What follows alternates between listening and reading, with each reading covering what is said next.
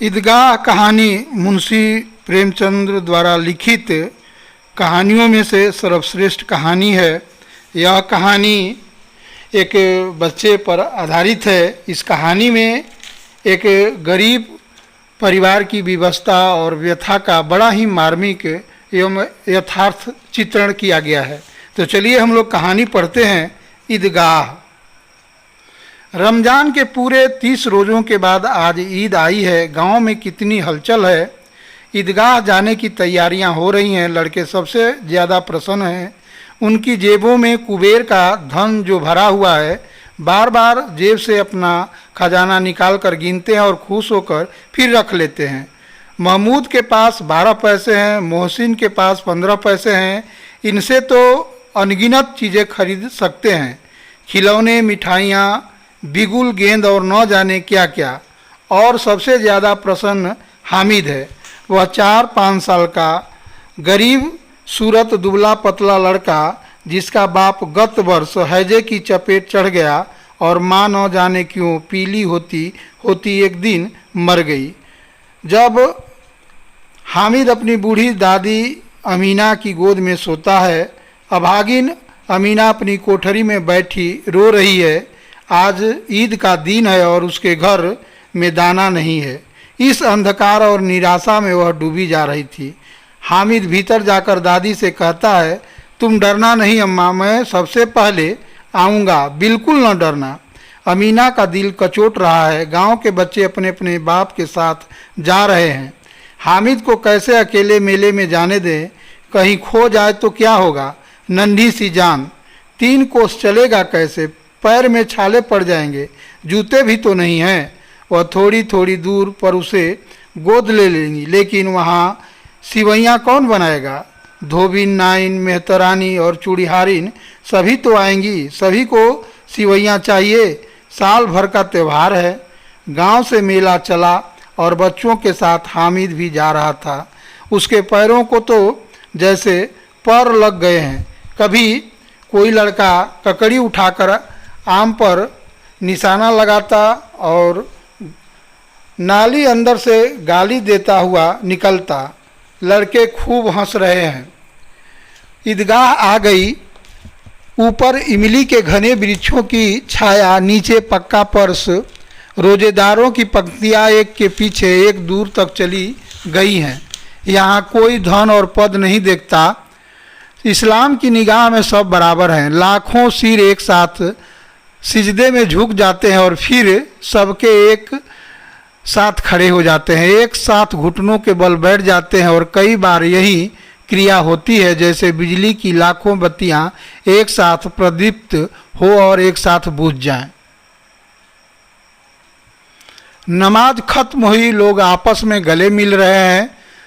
तब मिठाई और खिलौनों की दुकानों पर धावा होता है। तरह तरह के खिलौने हैं। सिपाही, गुजरिया, राजा और वकील, भिश्ती, धोबिन और साधु। महमूद सिपाही लेता है, खाकी वर्दी और लाल पगड़ी वाला, कंधे पर बंदूक रखे हुए है। मोहसिन की भिश्ती पसंद आया, कमर पर मशक रखे। नूर को वकील से प्रेम है, काला चोंगा, नीचे सफ़ेद अचकन, एक हाथ में कानून का पोथा लिए हुए। सब 2-2 पैसे के खिलौने हैं। हामिद के पास कुल 3 पैसे हैं। इतने महंगे खिलौने वह कैसे ले? कहीं हाथ से छूट गया तो चूर चूर हो जाएगा, पानी पड़ा तो सारा रंग धुल जाएगा। ऐसे खिलौने लेकर वह क्या करेगा? सब अपने अपने खिलौनों की तारीफ कर रहे थे। हामिद ललचाई आंखों से खिलौने को देख रहा है। चाहता है कि जरा देर के लिए सही हो उनके हाथ में ले सकता है। वह हाथ आगे बढ़ाता है, लेकिन लड़के इतने त्यागी नहीं होते, विशेषकर जब अभी नया शौक है। हामिद ललचाता रह जाता है। मिठाई ईयों की दुकान आती है। किसी ने रेवड़ियाँ ली, किसी ने गुलाब जामुन, किसी ने सोहन हलवा मज़े से खा रहे हैं। लेकिन हामिद अभागे के पास सिर्फ 3 पैसे हैं। क्यों नहीं कुछ लेकर खाता? मोहसिन उसकी ललचाई नज़रें देखकर कहता है, हामिद रेवड़ियाँ ले खा, कितनी खुशबूदार है। जैसे ही हामिद हाथ फैलाता है, मोहसिन रेवड़ी अपने मुख में रख लेता है। महमूद, नूरे और सम्मी खूब तालियां बजा बजा कर हंसते हैं। हामिद खिसिया जाता है। मिठाई की दुकान के बाद लोहे की चीज़ों की दुकानें हैं। लड़कों के लिए यहाँ कोई आकर्षण नहीं था, वे सब आगे बढ़ जाते हैं। हामिद लोहे की दुकान पर रुक जाता है। कई चिमटे रखे हुए हैं। उसे ख्याल आता है दादी के पास चिमटा नहीं है। तवे से रोटियां उतारती हैं तो हाथ जल जाता है। अगर वह चिमटा ले जाकर दादी को दे तो वे कितनी प्रसन्न होंगी, फिर उनकी उंगलियां कभी नहीं जलेंगी। खिलौने से क्या फ़ायदा, व्यर्थ में पैसे खराब होते हैं। अम्मा चिमटा देखते ही कहेगी मेरा बच्चा अम्मा के लिए चिमटा लाया है, हजारों दुआएं देंगी। फिर पड़ोस की औरतें को दिखाएंगी, सारे गांव में चर्चा होने लगेंगी। हामिद चिमटा लाया है, कितना अच्छा लड़का है। इन लोगों के खिलौने पर कौन दुआएं देगा। बड़ों की दुआएं सीधे अल्लाह के दरबार में पहुंचती हैं और तुरंत सुनी जाती हैं। दुकानदार से बड़ी मुश्किल से मोल भाव करके हामिद ने चिमटा 3 पैसों में ले लिया। उसे कंधे पर रखा मानो बंदूक है और शान से अकड़ता हुआ साथियों के पास आया। मोहसिन ने हंसकर कहा यह चिमटा क्यों लाया पगले, इससे क्या करेगा। महमूद बोला चिमटा कोई खिलौना है। हामिद बोला क्यों नहीं, अभी कंधे पर रखा है तो बंदूक हो गई। हाथ में लिया, फकीरों का चिमटा हो गया। चाहूँ तो मंजीरे का काम ले सकता हूँ। एक चिमटा जमा दूँ तो तुम सबके सारे खिलौने की जान निकल जाए। तुम्हारे खिलौने मेरे चिमटे का बाल बांका भी नहीं कर सकते। मेरा बहादुर शेर है चिमटा। समी ने खंजरी ली थी, प्रभावित होकर बोला मेरी खंजरी से बदलोगे। हामिद ने खंजरी की ओर उपेक्षा से देखा। मेरा चिमटा चाहे तो तुम्हारी खंजरी का पेट फाड़ डाले। चिमटे ने सभी को मोहित कर लिया। औरों ने 3-3, 4-4 पैसे खर्च कर किए पर कोई काम की चीज़ न ले सके। हामिद ने 3 पैसे में रंग जमा लिया।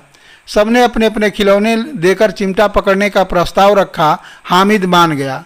चिमटा बारी बारी से सबके हाथ में गया। उनके खिलौने बारी बारी से हामिद के हाथ में आए। कितने खूबसूरत खिलौने हैं, पर उसका चिमटा तो रुस्तमे हिंद है, सभी खिलौने का बादशाह। गांव पहुंचकर बच्चों ने अपने अपने खिलौने से खेला, पर थे तो ये मिट्टी के, कुछ ही देर में टूट फूट गए। अब मियाँ हामिद का हाल सुनिए। अमीना उसकी आवाज़ सुनते ही दौड़ी, गोद में उठाकर प्यार करने लगी। सहसा उसके हाथ में चिमटा देखकर वह चौंकी। यह चिमटा कहाँ से लाया? मैंने मोल लिया है। कै पैसे में? 3 पैसे दिए। अमीना ने छाती पीट लिया। कैसा बेसमझ लड़का है, न कुछ खाया न पिया, लाया क्या चिमटा? सारे मेले में तुझे और कोई चीज़ न मिली जो यह लोहे का चिमटा उठा लाया? हामिद ने अपराधी भाव से कहा तुम्हारी अंगुलियां तवे से जल जाती थी, इसलिए मैंने इसे ले लिया। बुढ़िया का क्रोध तुरंत स्नेह में बदल गया। यह स्नेह मूक था, खूब ठोस, रस और स्वाद से भरा हुआ। बच्चे में कितना त्याग, कितना सद्भाव और कितना विवेक है। दूसरे को खिलौने लेते और मिठाई खाते देखकर कितना ललचाया होगा मन। इतना जब्त इससे हुआ कैसे? वहाँ भी इसे अपनी बुढ़िया दादी की याद बनी रही। अमीना का मन गदगद हो गया। अमीना की आंखें भर आई, दामन फैलाकर हामिद को दुआएं देती जाती थी और आंसुओं की बड़ी बड़ी बूंदें गिराती जाती थी। हामिद इसका रहस्य क्या समझता? प्रेमचंद। तो बच्चों कहानी यहीं समाप्त होती है। हम इसके प्रश्न उत्तर को देख लेते हैं। ईद के दिन अमीना क्यों उदास थी?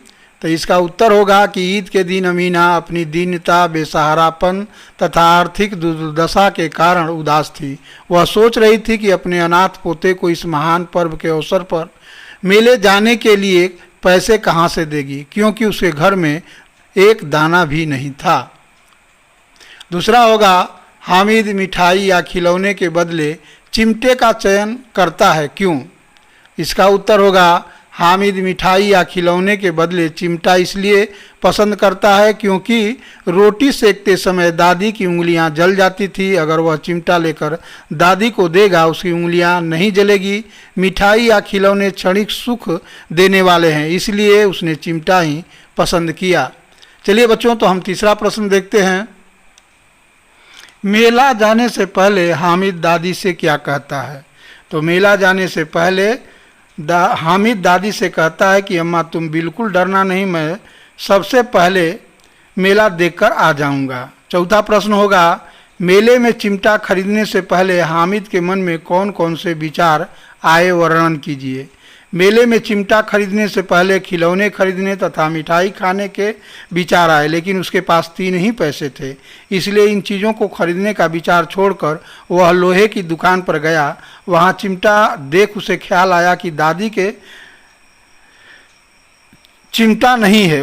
तवे से रोटियां उतारते समय हाथ जल जाता है। अगर वह चिमटा ले जाकर दादी को देता है तो वह काफ़ी प्रसन्न होंगी और तब उसकी उंगलियां नहीं जलेगी। खिलौने से क्या फ़ायदा, व्यर्थ में पैसे खराब होते हैं।